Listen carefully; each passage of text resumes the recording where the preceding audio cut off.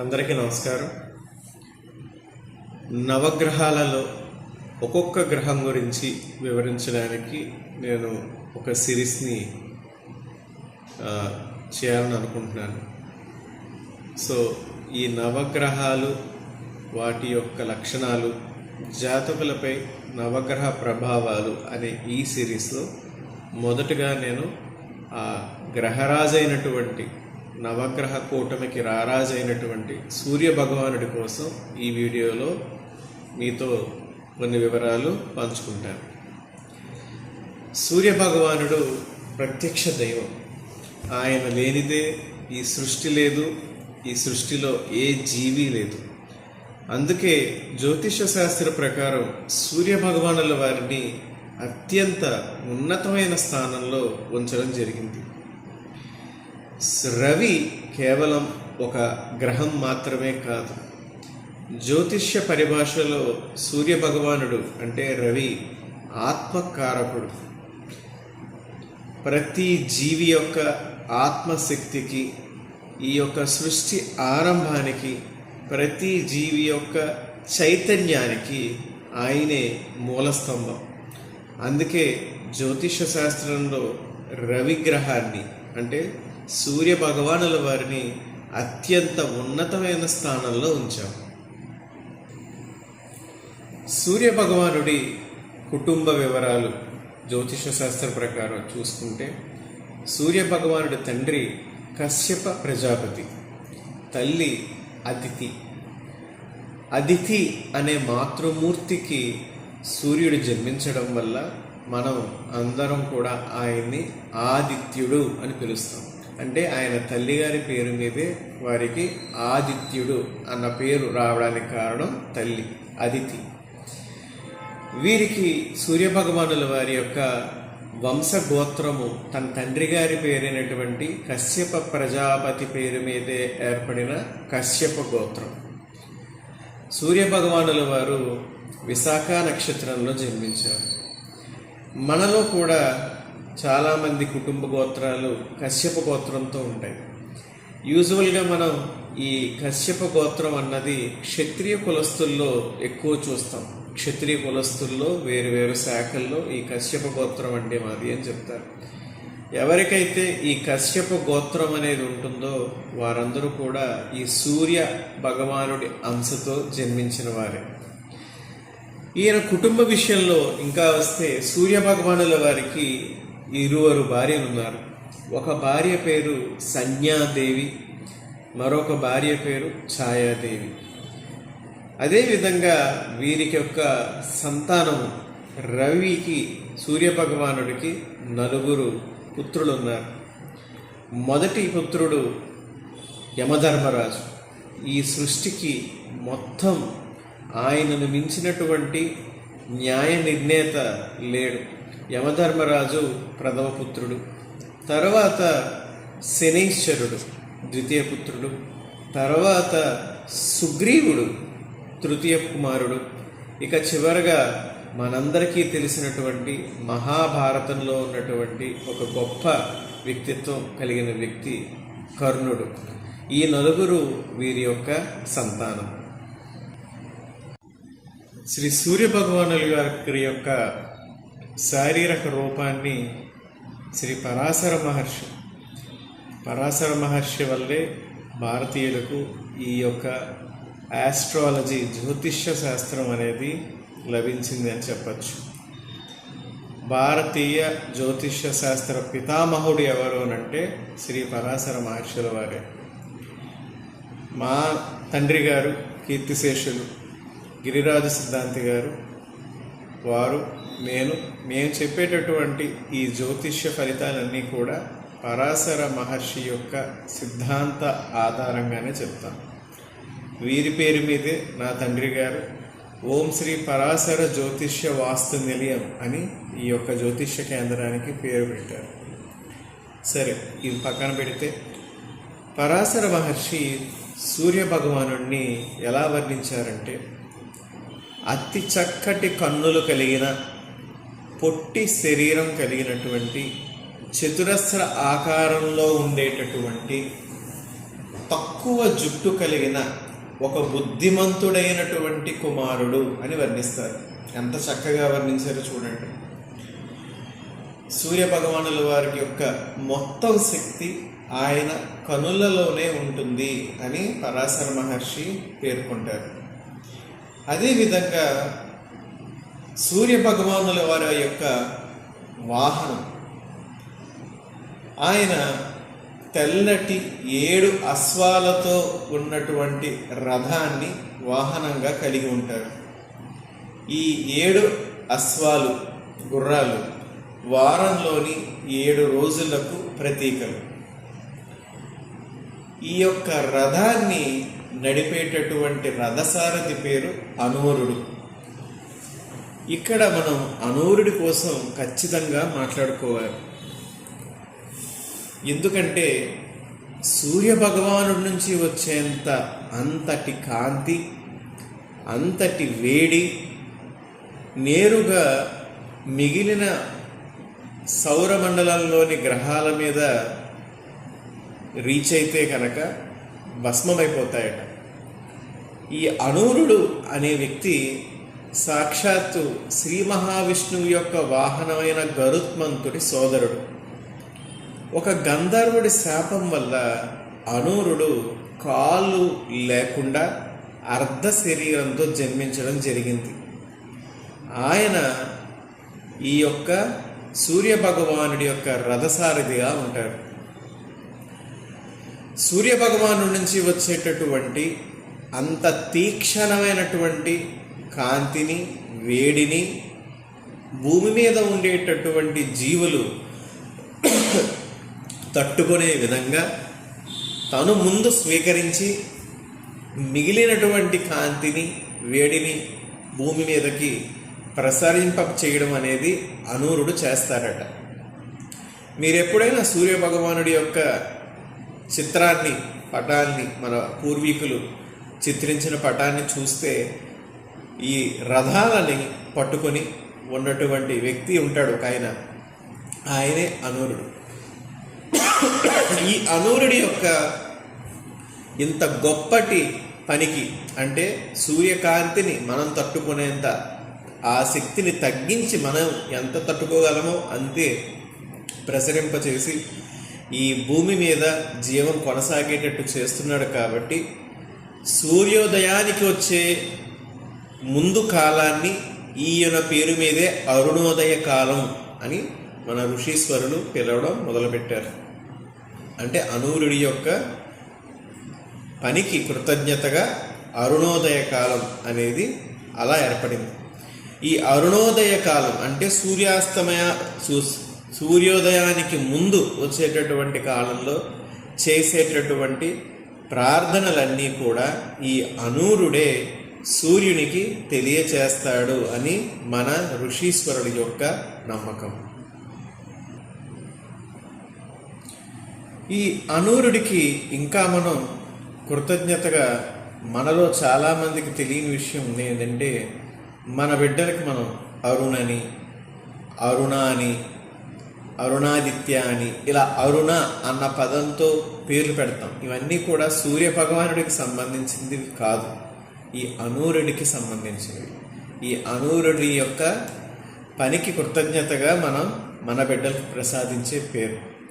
ఇక సూర్య భగవానుల వారు ఒక నక్షత్ర మండలం, అంటే ఒక రాశి నుంచి మరో రాశికి 28 రోజుల నుంచి 30 రోజుల పాటు ఒక్కొక్క రాశిలో ఉండి ప్రయాణం చేస్తారు. అలా వారు మకర రాశి నుంచి మిథున రాశి వరకు ప్రయాణించే కాలాన్ని ఉత్తరాయణ కాలం అంటాం. ఇది అత్యంత పుణ్యవంతమైనటువంటి కాలం. మకర సంక్రాంతితో ప్రారంభమవుతుంది ఉత్తరాయణ పుణ్యకాలం. ఇది మన హైందవ ధర్మం ప్రకారం ముక్కోటి దేవతలకు పగటిపూట అన్నమాట ఉత్తరాయణ కాలం. కర్కాటక రాశి నుండి ధనుర్రాశి వరకు సూర్యుడు ప్రయాణించే కాలాన్ని దక్షిణాయన కాలం అంటాం. ఇది ముక్కోటి దేవతలకు రాత్రితో సమానం. అందుకే ఉత్తరాయణ పుణ్యకాలంలోనే మనం కొన్ని శుభ కార్యక్రమాలని ప్రత్యేకించిన కొన్ని శుభ కార్యక్రమాలని మనం ఉత్తరాయణ పుణ్యకాలంలోనే నిర్వహిస్తాం. పగటిపూట పితృదేవతలకి తర్పణాలు వదలడం కానీ, మకర సంక్రాంతి రోజున వంశ పెద్దలని తలుచుకోవడం కానీ, వాళ్ళకి తరపున పొత్తరులు దానం ఇవ్వడం కానీ, ఇవన్నీ కూడా ఎందుకంటే ఒక పగలు ఆ రోజు ప్రారంభం అవుతుంది అనేది మన నమ్మకం. సరే, సూర్య భగవానుడి యొక్క పుట్టు పూర్వోత్తరాలు, రూపగుణాలు మనం తెలుసుకుందాం. అయితే గ్రహరాజు ఎందుకయ్యాడు? నవగ్రహాల్లో మిగిలినటువంటి గ్రహాలకు సూర్యునికి ఉన్న అంత తేడా ఏంటి? ఈయన ప్రత్యేకత ఏంటి? ఒక డెంటల్ డాక్టర్గా, అంటే ఒక ఆధునిక సైన్స్ని చదువుకున్న వ్యక్తిగాను, అదేవిధంగా జ్యోతిష్య శాస్త్ర పరిశోధకుడిగా, జ్యోతిష్య శాస్త్ర నిపుణుడిగా ఈ రెండింటిని కలిపి చూస్తే నవగ్రహాలలో మన సౌరమండలంలో ఏ గ్రహంలోనూ కూడా అంతర్గతంగా అంత తీవ్రమైనటువంటి న్యూక్లియర్ ఫ్యూజన్, సూర్యుడు మొత్తం హైడ్రోజన్తో ఎక్కువ అధిక భాగం నిండి ఉంటారు. 2 హైడ్రోజన్ పరమాణువులు కలియడం వల్ల ఉత్పన్నమయ్యే న్యూక్లియర్ ఫ్యూజన్ యొక్క ఎనర్జీ వల్ల ఇంతటి శక్తి ఏర్పడుతుంది. ఇటువంటి లక్షణం ఏ యొక్క గ్రహానికి లేదు. సూర్యుని వల్ల మాత్రమే మిగిలిన అన్ని గ్రహాల చోటికి కాంతి అనేది రీచ్ అవుతుంది. వెలుతురు, కాంతి అనేది లేకపోతే మొత్తం అంతా ఏ జీవము వెతకలేదు, అదేవిధంగా సృష్టి కొనసాగదు. కాంతి యొక్క, వెలుతురు యొక్క గొప్పతనం అది. ఇప్పుడు సూర్య భగవానుడు ఒక రథం మీద ప్రయాణం చేస్తారు. 7 అశ్వాలు ఉన్నాయి. 7 వారంలోని 7 రోజులకు ప్రతీక అని మనం అనుకున్నాం. కాంతిని విశ్లేషణ చేస్తే సైన్స్ చదువుకున్న ఎవరికైనా సరే, స్కూల్ స్థాయి వ్యక్తులకు కూడా, స్టూడెంట్స్కి కూడా తెలుసు, విద్య ఒక కాంతిని మనం విశ్లేషిస్తే 7 వర్ణాల సమూహం. అక్కడ కూడా సరిపోతుంది. ఆయన 7 అశ్వాలు, ఇక్కడ 7 రంగులు, 7 వర్ణాలు కలిస్తేనే మనం చూస్తున్నటువంటి సూర్యకాంతి. మన భారతీయ ఇస్రో శాస్త్రవేత్తలు అంచనా ప్రకారం సూర్యుడు ఇప్పుడు మధ్య వయసులో ఉన్నాడు, యుక్త వయసులో ఉన్నాడు. ఆయన సూర్య భగవానుల వారు మన ఇస్రో శాస్త్రవేత్తల అంచనా ప్రకారం 460 కోట్ల సంవత్సరాల క్రితం జన్మించారు. ఇంకా ఆయనలో ఉన్నటువంటి హైడ్రోజన్ ఎంతుంది అనేది లెక్కగడితే సుమారు 500 నుంచి 600 కోట్ల సంవత్సరాల పాటు ఆయన ఇంత ఉష్ణశక్తిని, కాంతిని ఉద్గారించగలిగేంత హైడ్రోజన్ నిల్వలు ఆయనలో ఉన్నాయి. అంటే సూర్యుడి వల్ల యుగాంతం అవ్వాలి అని అంటే, హైడ్రోజన్ పూర్తవ్వాలి అని అంటే ఇంకా 500 నుంచి 600 కోట్ల సంవత్సరాలు పడుతుందని మన ఇస్రో శాస్త్రవేత్తలే వాళ్ళ శాస్త్రీయ పరిజ్ఞానంతో లెక్కగట్టి మనకి తెలియచేశారు. సో ఎవరైతే తనంతట తానుగా శక్తిని తనలో తాను పుట్టించగలుగుతాడో, మిగిలిన గ్రహాల మీద జీవరాశిని కంట్రోల్ చేయగలుగుతాడో వారిని ఇంకా గొప్పవారిగా ఒప్పుకోక ఏం చేస్తాం? ఆ విధంగానే సూర్యుడు రారాజు అయ్యాడు నవగ్రహాలు. ఇక పరిమాణం విషయం కోసం మాట్లాడుకుందాం. మనలో సూర్యకేంద్రక సిద్ధాంతం ఒకటి ఉంటుందని సైన్స్ చదువుతున్న విద్యార్థులకు తెలుసు. ఒకప్పుడు చాలా పెద్ద డిబేట్ జరిగేది. మొత్తం సౌరమండలంలో ఈ యొక్క ఆకాశంలో సూర్యుడు మధ్యలో ఉన్నాడు, మిగిలిన గ్రహాలన్నీ కూడా తమ చుట్టూ తాము తిరుగుతూ సూర్యుడి చుట్టూ తిరుగుతున్నాయి. ఇది సూర్యకేంద్రక సిద్ధాంతం కాదు. భూమి మధ్యలో ఉంది, భూమి చుట్టూ సూర్యుడు తిరుగుతున్నాడు, మిగతా గ్రహాలు తిరుగుతున్నాయి. ఇది భూకేంద్రక సిద్ధాంతం. నికోలస్ కోపర్నికస్, ఈ శాస్త్రవేత్త పేరు కూడా మీకులో చాలామందికి తెలుసు. ఆయన సూర్యుడు మాత్రమే మధ్యలో ఉన్నాడు. ఆయన ఈ అనంత విశ్వంలో ప్రయాణం చేస్తూ తన చుట్టూ మిగిలినటువంటి గ్రహాలని, ఆ గ్రహాలకి ఉన్న సహజ ఉపగ్రహాలని, అంటే ఇప్పుడు మన భూమి ఒక గ్రహం, మన భూమికి సహజ ఉపగ్రహం చంద్రుడు, తన చుట్టూ గ్రహాలని వాటి యొక్క సహజ ఉపగ్రహాన్ని కూడా తన చుట్టూ తిప్పుకుంటూ తాను ముందుకు అనంత విశ్వంలో దూసుకుపోతున్నాడు అనే విషయాన్ని నికోలస్ కోపర్నికస్ సూర్యకేంద్రక సిద్ధాంతాన్ని ప్రతిపాదించినప్పుడు ఒక గొప్ప మాట చెప్పాడు ఆయన. సూర్యుడు కనుక ఒక చిన్న కుర్రవాడు ఆడుకునేటటువంటి ఫుట్బాల్ పరిమాణంలో ఉన్నాడని మనం ఊహిస్తే, మన భూమి ఆవగింజలో సగమంత ఉంటుంది. అంటే ఎంత పెద్ద సైజు పరిమాణంలో సూర్య భగవానుడు ఉన్నాడో అంత గొప్పగా వర్ణించాడు. సులువుగా సరళంగా అర్థమయ్యేటట్టు, ఒక ఫుట్బాల్తో పోలిస్తే ఆవగింజలో సగమంతే మన భూమి ఉంటుంది అని. విచిత్రం ఏంటంటే, విచిత్రం కాదు దురదృష్టం ఏంటంటే, మన భారతీయ శాస్త్రవేత్త ఆర్యభట్టు కూడా నికోలస్ కోపర్నికస్ కంటే కొన్ని వందల సంవత్సరాల ముందే సూర్యుడు కేంద్రంగా ఉంటాడు, మిగిలిన గ్రహాలన్నీ సూర్యుని చుట్టే తిరుగుతాయి, సూర్యునితో పాటు ఈ అనంత విశ్వంలో ప్రయాణం చేస్తూ వెళ్తూ ఉంటాయి అని. కానీ కోపర్నికస్కి వచ్చినంత పేరు మన భారతీయుడైనటువంటి ఆర్యభట్టుల వారికి రాలేదు. అది మన దురదృష్టం. ఇక ఇస్రో శాస్త్రవేత్తల గురించి మాట్లాడుకుందాం. వారు చెప్పిన లెక్కల ప్రకారమే దాదాపు ఒక సూర్యుడిలో 13 లక్షల భూమి, ఒక భూమి కాదండి, 13 లక్షల భూముల్ని మనం ఒక సూర్యుడిలో పట్టించచ్చట పక్క పక్కన పెడితే. అంత పెద్ద పరిమాణంలో ఉంటాడు సూర్యుడు. సూర్యుడి తర్వాత ఈ నవగ్రహ మండలంలో అత్యంత పెద్దదైన గ్రహం బృహస్పతి, గురుగ్రహం. ఈ గురువు వల్లే భూమి మీదకి ఆస్ట్రాయిడ్స్, ఉల్కలు రాకుండా భూమి మీద మనం ప్రశాంతంగా జీవిస్తున్నామనంటే మనకి ఒక రక్షక కవచం బృహస్పతి. అంత పెద్ద గొప్ప పరిమాణంలో ఉండేటటువంటి గ్రహం బృహస్పతి. అటువంటి బృహస్పతుల్ని, అంటే అటువంటి గురుగ్రహాల్ని, 1100 గురుగ్రహాల్ని ఒక సూర్యుడిలో మనం పట్టించవచ్చట. అంత పెద్ద పరిమాణంలో ఉంటాడు సూర్యుడు. భూమి మీద ఉన్నటువంటి గురుత్వాకర్షణ గనక మనం సూర్యుడి మీద ఉన్న గురుత్వాకర్షణతో పోలిస్తే, భూమి మీద ఉన్నటువంటి గురుత్వాకర్షణ కంటే సూర్యుని యొక్క గురుత్వాకర్షణ గ్రావిటీ 28 టైమ్స్, 28 రెట్లు ఎక్కువ.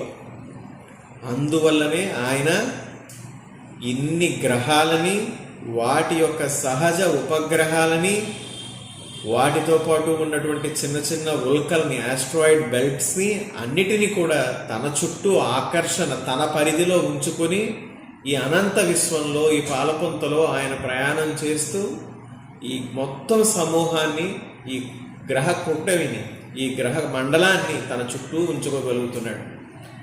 ఇన్ని విశేషాలు ఉండడం వల్లే సూర్యుడికి గ్రహరాజు అని ఒక పోర్ట్ఫోలియోని మానివ్వడం జరిగింది. ఒక్కసారి సూర్యునిలో న్యూక్లియర్ ఫ్యూజన్ ద్వారా ఉత్పత్తి అయినటువంటి కాంతి శక్తి, ఆ కాంతి రేణువు సూర్యుని నుంచి భూమికి చేరడానికి సుమారు 9 నిమిషాల సమయం పడుతుంది. కాంతి వేగం ఎంత గొప్పది! గ్రహాల మధ్య దూరాన్ని, ఇక్కడ భూమి నుంచి నక్షత్రాల మధ్య దూరాన్ని మనం కాంతి సంవత్సరాల్లో కొలుస్తాం. అంటే కాంతి ఒక సంవత్సర కాలంలో ప్రయాణం చేసేంత దూరం కాంతి సంవత్సరం.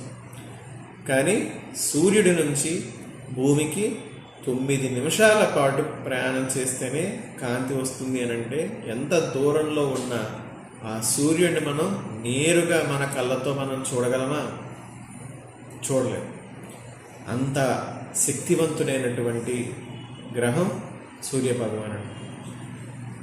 సరే, ఇంతవరకు ఆయనకున్న ఆకర్షణ, గురుత్వాకర్షణ గురించి మాట్లాడుకున్నాం. భూమి మీద ఉన్నటువంటి గురుత్వాకర్షణ 9.8, ఇదంతా పక్కన పెడితే దీనికి 28 రెట్లు గురుత్వాకర్షణ ఆయన కలిగి ఉండడం వల్ల ఈ గ్రహాలు, వాటి ఉపగ్రహాలు ఇవన్నీ కూడా ఇన్ని లక్షల సంవత్సరాలు, కోట్ల సంవత్సరాలని చెప్పాలి, కోట్ల సంవత్సరాల పాటు లయం తప్పకుండా వాటి స్థిర కక్షల్లో తిరుగుతూ ఈ యొక్క సృష్టి కొనసాగుతూ ఉంది అని అంటే కారణం కేవలం సూర్యుడే. సరే, ఇప్పటి వరకు మనం సైన్స్ పరంగా కూడా చాలా ఎక్కువ మాట్లాడేసుకున్నాం. ఇప్పుడు జ్యోతిష్య శాస్త్ర పరంగా సూర్య భగవానుడు జాతకంలో అనుకూలంగా ఉంటే ఎటువంటి ఫలితాలు ఉంటాయి, ప్రతికూలంగా ఉంటే ఎటువంటి ఫలితాలు ఉంటాయి, మన పురాణాల్లో దేవుళ్ళకి, దేవతలకి ఆయన ఏ విధంగా సహాయపడ్డారు, వారి యొక్క శక్తి సాక్షాత్తు మన దైవ స్వరూపాలకే ఏ విధంగా కావాల్సి వచ్చింది, ఇవన్నీ కూడా ఇక చర్చించుకుందాం. రవి ఏ జాతకులైతే కృత్తికా నక్షత్రంలో కానీ, ఉత్తరా నక్షత్రంలో కానీ, ఉత్తరాషాఢ నక్షత్రంలో కానీ జన్మిస్తారో వారి యొక్క జాతకం రవి మహాదశ శేషంతో స్టార్ట్ అవుతుంది. రవి మహాదశతో స్టార్ట్ అయితే ఏంటయ్యా ప్రత్యేకత ఉంది. కృత్తిక, ఉత్తర, ఉత్తరాషాఢ ఈ 3 నక్షత్రాల్లో జన్మించిన జాతకులు వారి వ్యక్తిగత జాతకంలో కనుక రవి బలంగా ఉంటే ఆ యొక్క బిడ్డలు పెరిగే కొద్దీ కుటుంబం యొక్క కీర్తి ప్రతిష్టలు పెరుగుతూ ఉంటాయి. ఆ యొక్క బిడ్డలతో పాటు కుటుంబం అన్ని విధాలా కూడా సమాజంలో గౌరవ మర్యాదల్ని పెంచుకుంటూ వెళ్తుంది. రవికి ముఖ్యంగా మిగిలిన గ్రహాల్లో మిత్రగ్రహాలు ఎవరయ్యా అంటే చంద్రుడు. ఒక రకంగా జ్యోతిష్య శాస్త్రంలో ఏం చెప్తామంటే నవగ్రహ కూటమి అన్నది ఒక కుటుంబం అయితే రవి తండ్రి, చంద్రుడు తల్లి అని చెప్తాం. సో రవికి ముఖ్యమైనటువంటి మిత్రగ్రహాల్లో ముఖ్యుడు చంద్రుడు, ఆ తర్వాత కుజుడు అంగారకుడు, తర్వాత బృహస్పతి. రవి ఎవరి యొక్క వ్యక్తిగత జాతకంలో అయితే చంద్రుడితో కానీ, అంగారకుడితో కానీ, బృహస్పతితో కానీ కలిసి ఉంటాడో వారికి రవి యొక్క బలం చాలా అనుకూలంగా ఉంటుంది. రవికి ముఖ్యమైనటువంటి శత్రుగ్రహాలు కూడా ఉన్నాయి. అవి ఏంటి? శుక్రుడు, శనీశ్వరుడు. అంటే తన యొక్క కొడుకైనటువంటి శనీశ్వరుడే రవికి పడదు. సో ఎవరి జాతకంలో అయితే రవికి శుక్రుడు లేదా శని వీరితో కలయిక కలిగి ఉంటుందో వారి యొక్క జాతకాల్లో రవిగ్రహ బలం ప్రతికూలంగా ఉంటుంది. సూర్య భగవానుడికి ఇష్టమైనటువంటి ఆహారం గోధుమలు. ఆయనకి ఇష్టమైనటువంటి వర్ణం ఎరుపు లేదా ముదురు వర్ణాలు. ఆయనకి ఇష్టమైనటువంటి లోహాలు రాగి, బంగారము, ఇత్తడి. అందుకనే ఎవరైనా జన్మించిన వెంటనే జాతక పరిశీలన చేసిన లేదా రవిగ్రహ అనుకూలత వారి జాతకంలో లేకపోయినా లేదా రవిగ్రహ దోషాల వల్ల వారికి ఇబ్బందులు ఎదురవుతున్నా మేము చేయించే రవిగ్రహ శాంతులలో ఈ పదార్థాలనే ఎక్కువగా మేము దానాలను ఇప్పిస్తాం. ఆయనకి ప్రీతికరమైనటువంటి ఈ పదార్థాలే అధికంగా దానాలు ఇప్పించడానికి కారణం. రవికి ఇష్టమైనటువంటి పదార్థాలు జ్యోతిష్య శాస్త్ర ప్రకారం ఇవి. అదేవిధంగా రాగి, బంగారం, ఇత్తడి, ఎరుపు రంగుతో కూడినటువంటి వస్తువులు ఇవన్నీ కూడా రవికి అత్యంత ప్రీతికరమైనవి. ఇక నవరత్నాల్లో రవిగ్రహానికి అత్యంత ప్రీతికరమైనటువంటి రత్నం ఎరుపు వర్ణంతో ఉన్నటువంటి కెంపు, రూబీ మన ఇంగ్లీష్లో చెప్పాలంటే. ఈ యొక్క కెంపు అనే రత్నాన్ని అందరూ ధరించకూడదు. ఎందుకు? ఏ వ్యక్తిగత జాతకంలో అయితే రవి అనుకూలంగా ఉంటారో అటువంటి వారు మాత్రమే ఈ యొక్క కెంపుని ధరించాలి. ప్రతికూల స్థానాల్లో అంటే కేంద్ర వేద స్థానాలు అంటాము, దుస్థానాలు అంటాము, నీచ స్థానాలు అంటాము, ఇటువంటి స్థానాల్లో ఉన్న వాళ్ళు కెంపుని పెట్టుకోకుండా ఉండడమే మంచిది. ఇదెందుకు చెప్తున్నానంటే చాలామంది తెలుసో తెలియకో మొత్తం నవరత్నాల ఉంగరాన్ని పెట్టేసుకుంటారు. దాంట్లో ఉన్నటువంటి 9 రత్నాలు 9 గ్రహాలకి ప్రతీకలు. ఆ నవరత్నాల ఉంగరాల్లో ఉన్నటువంటి ఈ కెంపు ఈ రవికి సంబంధించింది కాబట్టి ఈ రవి తమ జాతకంలో అనుకూలంగా ఉన్నాడో లేదో తెలుసుకొనే ఈ యొక్క నవరత్నాలను పెట్టుకోవాలి. ఇది కేవలం కెంపుకు సంబంధించిన విషయమే కాదు. నవరత్నాల ఉంగరాలు అందరూ పెట్టుకోకూడదు. చాలామంది స్టేటస్ సింబల్గా నవరత్నాల ఉంగరాలను పెట్టుకుంటున్నారు. ఆ పని చేయకండి. అసలు మీ జాతకం ప్రకారం ఏ రత్నాలు మీకు మంచి చేస్తాయి, ఏ రత్నాలు మీకు మంచి చేయవు, ఇది ముఖ్యంగా తెలుసుకున్నాకే మీరు నవరత్న ఉంగర ధారణ అనేది చేయండి. అలాగే రవి తూర్పు దిక్కుకి అధిపతి. ఆయన తూర్పు దిక్కుని పాలిస్తాడు. ఆయన ఇదొకటి మనలో ఉన్న ఒక మూఢనమ్మకమనే చెప్పాలి. ఎవరైనా సరే ఒక స్థలాన్ని కొంటున్నాను అంటే అది తూర్పు ముఖంగా ఉంది అని అంటే చాలు, ఈస్ట్ ఫేసింగ్ అద్భుతం. అందరికీ ఈస్ట్ ఫేసింగ్ పడదు. ఇప్పుడు నా జాతకంలో రవి దుస్థానంలో ఉన్నారు. రవి వల్ల నేను నష్టపోయే జాతకం ఉందనుకుందాం నాది. అప్పుడు నేను తూర్పు ముఖం రవిది గొప్ప గ్రహం, ఆయనది తూర్పు దిశ స్థలాన్ని నేను కొనుక్కుంటే నాకెందుకు లాభం జరుగుతుంది అంటే నాకు ఆయన మంచి చేయని నా యొక్క కర్మ ఫలితాన్ని బట్టే జాతక చక్రం అనేది ఏర్పడుతుంది. ఒక వ్యక్తి పూర్వజన్మ చేసినటువంటి పాపపుణ్యాలను బట్టే అతని యొక్క జన్మ సమయం నిర్ణయించడం జరుగుతుంది. మనం కాదు నిర్ణయించేది, నవగ్రహాలే. ఆ నవగ్రహాలు నిర్ణయించినప్పుడే ఏ గ్రహం మంచి చేయాలి, ఏ గ్రహం చెడు చేయాలి ఏంటి అనేది నిర్ణయించబడుతుంది. అటువంటప్పుడు ఈ రవి నాకు ప్రతికూలంగా ఉంటే నేను ఆయనకి ఇష్టమైనటువంటి తూర్పు దిశ స్థలాన్ని కొనుక్కొని నేనెందుకు లాభపడతాను? చాలామంది అడుగుతారు, సిద్ధాంతి గారు మేము పలానా చోట తూర్పు ముఖంగా ఉన్న స్థలాన్ని కొన్నామండి, దానికి ఇంకా తూర్పు ఈశాన్యం వీధిపోటు ఉందండి, ఉత్తర ఈశాన్యం వీధిపోటు ఉందండి, అయినా కూడా మాకు ఎందుకో కలిసి రావట్లేదండి, అది కొన్న తర్వాత నుంచి అన్ని నష్టాలే ఏర్పడుతున్నాయండి అంటారు. దానికి కారణం అయ్యా ముందు మీ వ్యక్తిగత జాతకంలో అసలు ఈ తూర్పు దిక్కునికి అవసరమైన రవిగ్రహ బలం ఉందా లేదా అనేది మీరు తెలుసుకోవాలి. ఇక సరే, రవి అనుకూలంగా ఉంటే ఎలా ఉంటాయి? రవి ముఖ్యంగా ఆత్మకారకుడు. ఎవరికైతే రవిగ్రహ బలం సంపూర్ణంగా అనుకూలంగా ఉంటుందో వాళ్ళ యొక్క ఆత్మ పరిశుద్ధంగా ఉంటుందంటే వారి ఇతరులకు కలలో కూడా హాని చెయ్యాలని అనుకోరు.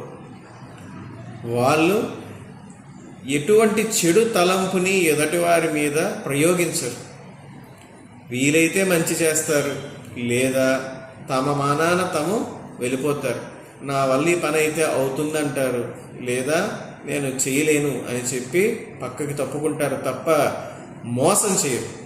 చేయలేని పనిని చేసేస్తామని ఒక పనిని ప్రారంభించి మధ్యలో ఏదేదో వేరే కథలు చెబుతూ దానికి ఇంకా అనుకున్నటువంటి పరిస్థితిని మించి డబ్బులు ఉంచడం కానీ ఇటువంటి పరిస్థితులు ఇలా చేయరు. వాళ్ళ ఆత్మ పరిశుద్ధంగా ఉంటుంది. ఆత్మకారకుడు రవి. నెక్స్ట్ పితృకారకుడు.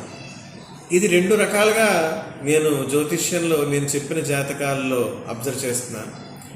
ఒకటి, చక్కటి మిత్ర సంబంధమైనటువంటి గ్రహాలతో కలిసినటువంటి రవి ఆ జాతకుడి తండ్రి యొక్క ఆయుష్ని పెంచుతున్నాడు. ఆ తండ్రి గారికి ఒక జాతకుడు ఉన్నాడు. ఆయన వ్యక్తిగత జాతకంలో రవి చక్కటి స్థానంలో అంటే ఉచ్చస్థితిలో కానీ, మిత్రక్షేత్రంలో కానీ, కేంద్ర స్థానాల్లో కానీ, కోణ స్థానాల్లో కానీ ఉండి మిత్రగ్రహాలతో కలిసి ఉండి కానీ చక్కగా ఉన్నాడు ఆయన. అప్పుడు ఆ యొక్క జాతకుడి తండ్రి ఎంత అనారోగ్యవంతుడైనా కూడా ఆ గండాలన్నీ దాటుకుంటూ పూర్ణాయుర్దాయాన్ని అనుభవిస్తున్నాడు. ఈ జాతకుడు కూడా వారసత్వంగా చాలా లాభపడుతున్నాడు. కొంతమంది ఉంటారు మన చుట్టుపక్కలే, వాళ్ళు ఏమీ చేయరు, చదువుకోరు, పెద్ద తెలివితేటలు ఉండవు, ఆలోచన చేయలేరు. మీరు ఎన్ని లక్షల రూపాయలు కోట్ల రూపాయలు ఇచ్చినా కూడా దాన్ని వ్యాపారపరంగా ఎలా దానిని ఉపయోగించాలో తెలియదు, మాట్లాడే విధానం రాదు. కానీ వాడి జీవితం మాత్రం ఇంట్లో కూర్చొని చక్కగా గడిచిపోతుంది. వాడికి జాతకంలో రవిగ్రహ అనుకూలత సంపూర్ణంగా ఉన్నట్టు. నేను ఇందాక చెప్పాను, ఈ పితృకారకుడు అంటే తండ్రి తరపు వచ్చే లాభాలు 2 రకాలుగా చూస్తున్నానని. ఇప్పుడు మీకు నేను చెప్పింది పాజిటివ్ సైడ్. ఇప్పుడు నెగిటివ్ సైడ్ కూడా నేను అబ్జర్వ్ చేసింది ఏంటంటే, ఎవరి జాతకాల్లో అయితే రవి శత్రుస్థానాల్లో ఉండి కూడా బలంగా ఉంటాడు, వాళ్ళకి ఏమవుతుందో తెలుసా? అటువంటి జాతకుడి యొక్క తండ్రి ఆయుష్ తగ్గిపోతుంది. అటువంటి జాతకులు తమ తండ్రి మరణం తర్వాత బాగుపడుతున్నారు. ఎలా బాగుపడుతున్నారంటే వాళ్ళ కష్టంతో కాదు, తండ్రి మరణం వీళ్ళకి కలిసి వస్తుంది. దీనికి కొన్ని ఉదాహరణలు నేను చెప్పచ్చు, కానీ అది కొంతమంది మనోభావాలు దెబ్బతీసేటట్టు ఉండొచ్చు. అందుకని నేను ఎక్కువగా దాన్ని చెప్పాలని అనుకోవట్లేదు.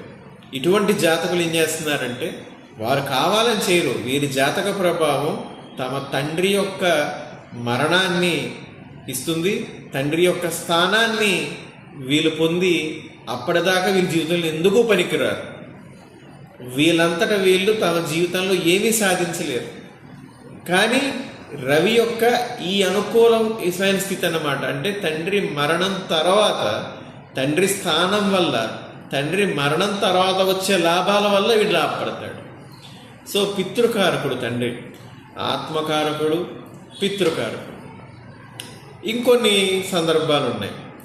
ఏ విధంగా? కోర్టు తగాదాలు లేదా ఆస్తి తగాదాలు. మన వైపే న్యాయం ఉంటుంది, మన వైపే పూర్తిగా చట్టరీత్యా రాజ్యాంగబద్ధంగా ఆ యొక్క కోర్టు తీర్పు మనకే అనుకూలంగా రావాలి. కానీ ఏదో ఒక అవాంతరం, ఏదో ఒక విధంగా అవతల వాళ్ళు సమస్యల్ని సృష్టిస్తూ ఉంటారు. మన వారసత్వ సంపదే మనకు రాదు, అవాంతరాలు, ఏదో ఒక అవాంతరం ఏర్పడుతూ ఉంటుంది. అటువంటి వారు ఖచ్చితంగా రవిని ప్రార్థించాలి. రవిగ్రహ శాంతులు జరిపించుకుంటే ఈ కోర్టు సమస్యలు పరిష్కారం అవుతాయి. వారసత్వంగా మీరు లాభపడతారు. అంటే అసలు హక్కు లేని చోట, మనకు సంబంధం లేని చోట ఆ ఆస్తిని మనం ఆక్రమించేయడానికి రవి ఉపయోగపడతాడని నేను చెప్పట్లేదు. మనదైనటువంటి ధర్మబద్ధమైనటువంటి ఒక తగాదాలో మనకి అదృష్టం కలిసి రాకపోతే రవి యొక్క అనుకూలత మనకి లేనట్టే.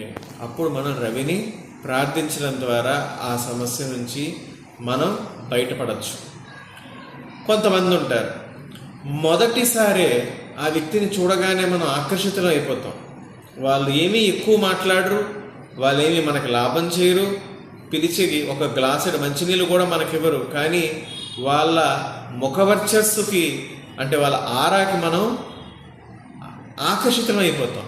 మళ్ళీ ఈ వ్యక్తితో మాట్లాడితే బాగుంటుంది అని అనిపిస్తుంది. అంటే వాళ్ళ స్నేహం కోసం మనం వెయిట్ చేస్తూ ఉంటాం.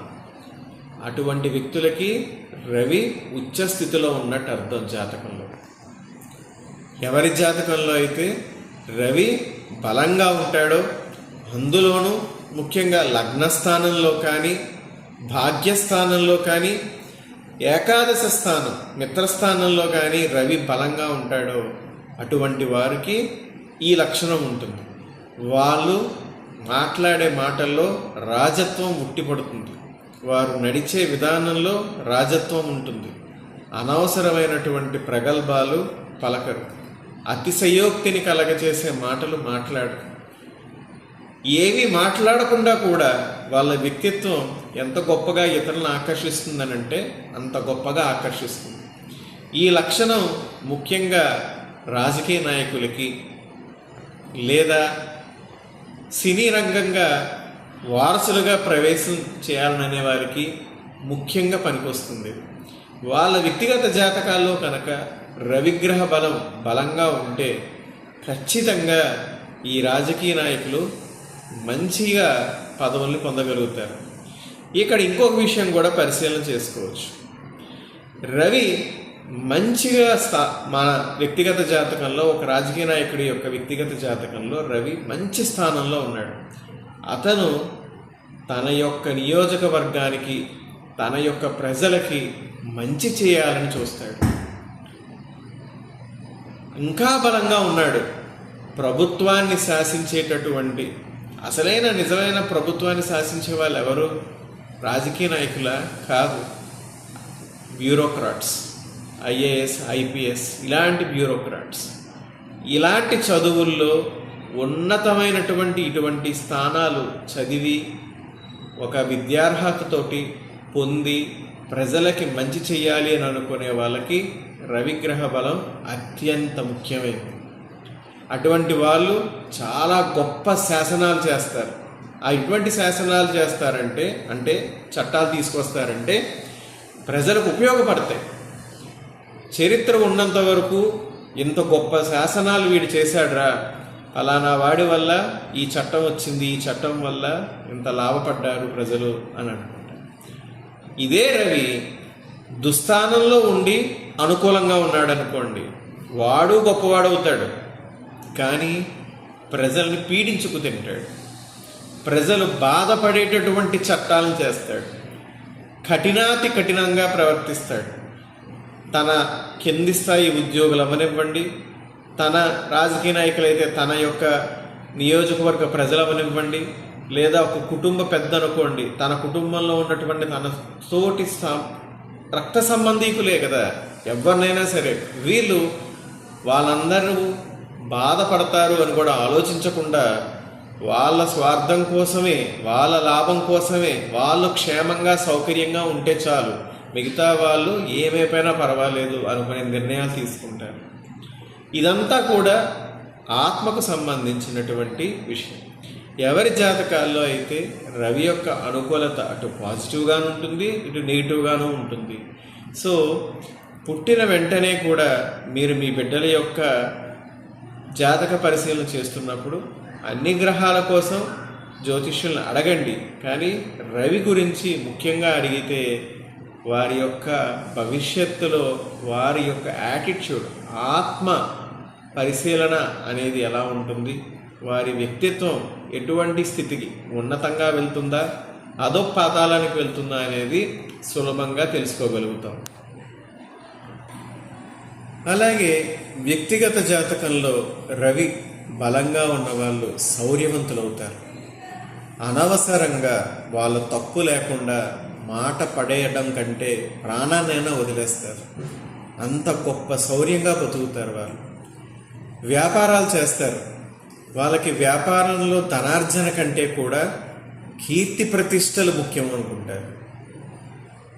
తమ యజమాని జాతకంలో రవి గనక బలంగా ఉంటే ఆ యజమాని దగ్గర పనిచేసే యొక్క వర్కర్స్ చాలా అదృష్టవంతులని చెప్పచ్చు. వాళ్ళు తమ సొంత బిడ్డల్లాగా, సొంత కుటుంబ సభ్యుల్లాగా తమ కింద పనిచేసే వర్కర్స్ని చూసుకుంటారు. ఇంకొక లక్షణం కూడా ఉంటుంది.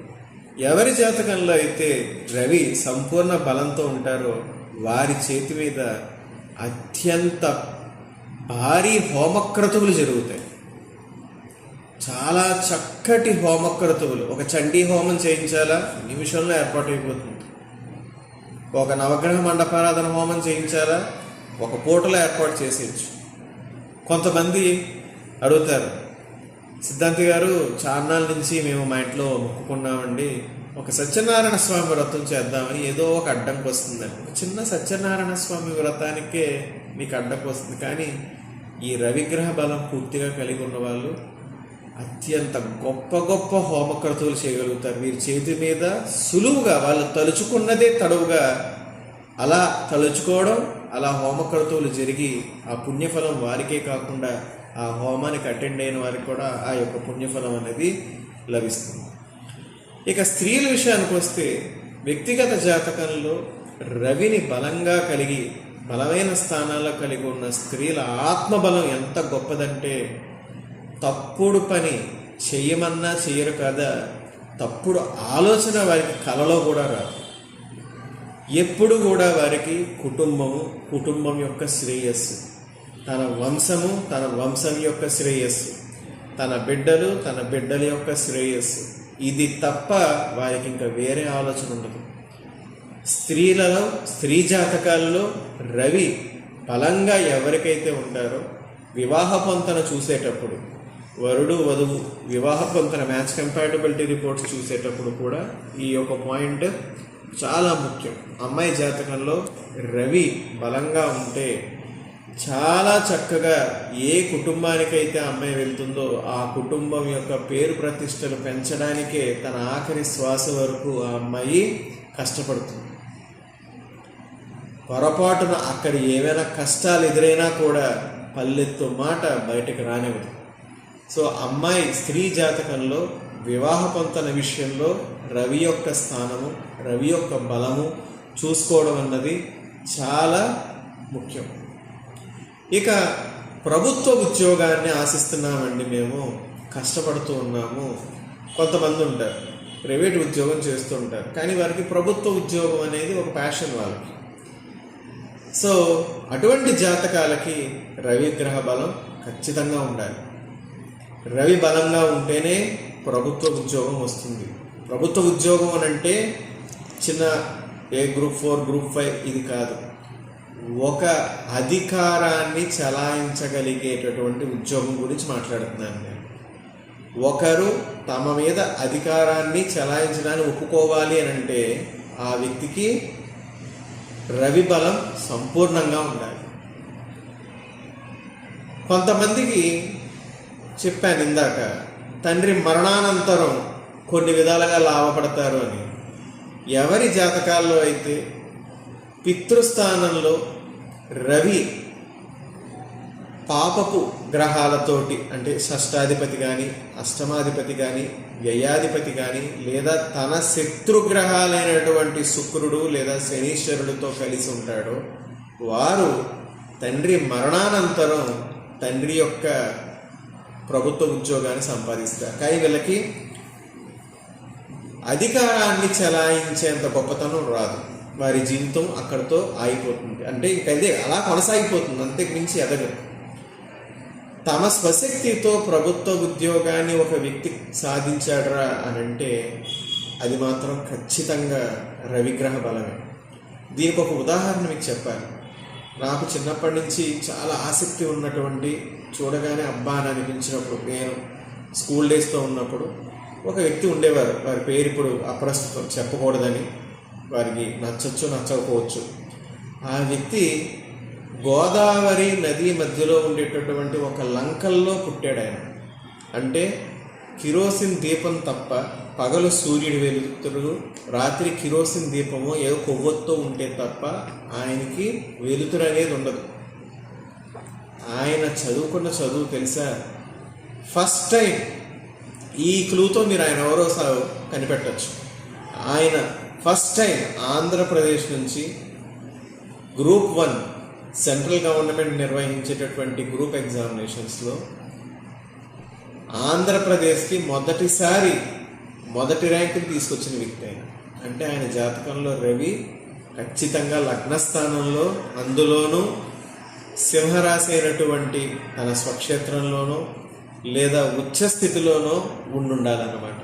అటువంటి వారు మాత్రమే అంత గొప్ప స్థితికి, వారు పుట్టిన పెరిగిన వాతావరణం నుంచి అంత గొప్ప స్థితికి ఎవరు చెప్తారండి? ఒక లంక గ్రామాల్లో పుట్టిన వ్యక్తి, వాడి ఆలోచన విధానం, తన తోటి వాళ్ళందరూ ఏదేదో పిచ్చి పిచ్చి పనులు చేసుకుంటూ ఉంటుంటే తను మాత్రం కష్టపడి చదివి పైకి రావాలి అనే ఆలోచన ఎవరిస్తారు? నవగ్రహాలు ఇస్తాయి, అందులోనూ రవి ఇస్తాడు. అంత గొప్ప బలమైన వ్యక్తి రవి. మరొక విషయం ఏంటంటే, జాతకంలో రవి బలం అధికంగా ఉన్నవాళ్ళు, నేను అబ్జర్వ్ చేసిన జాతకాల్లో శివోపాసకులు, శివుడంటే వారికి పిచ్చి ఆరాధన ఏర్పడుతుంది. ఆ శివభక్తికి మనం ఆశ్చర్యపోతాం అన్నమాట. అంత శివభక్తులుగా తయారవుతున్నారు. సో శివోపాసన, శివుడి ఆరాధన ఫలించాలి అన్నా కూడా రవి యొక్క బలం కావాలి. కొంతమంది వ్యాపారస్తులు వస్తారు, వాళ్ళల్లో పరిశీలన చేస్తే నేను గమనించిన విషయం, అటవీ సంపదకి సంబంధించిన కాంట్రాక్టులు, భూమికి సంబంధించిన మైనింగ్ సంబంధించిన, పర్వతాలకు సంబంధించిన కాంట్రాక్టులు, ప్రభుత్వ కాంట్రాక్టులు, వీటి ద్వారా సక్రమంగా కానీ అక్రమంగా కానీ సంపాదించాలి అని అంటే రవే కారకుడవుతున్నాడు. రవి బలంగా ఉన్న వాళ్ళకే ఈ యొక్క రంగాల్లో వీరికి చక్కటి ధనార్జన అనేది ఏర్పడుతుంది. కోవిడ్ టైంలో ఇదొకటి నేను బాగా పరిశీలించాను. ఇంకా ఈ వ్యక్తి మరణం అంచుల దాకా వెళ్ళిపోయాడు. ఆక్సిజన్ లెవెల్స్ 20% పడిపోయాయి, 30% పడిపోయాయి. ఇంకా చనిపోతున్నాడు.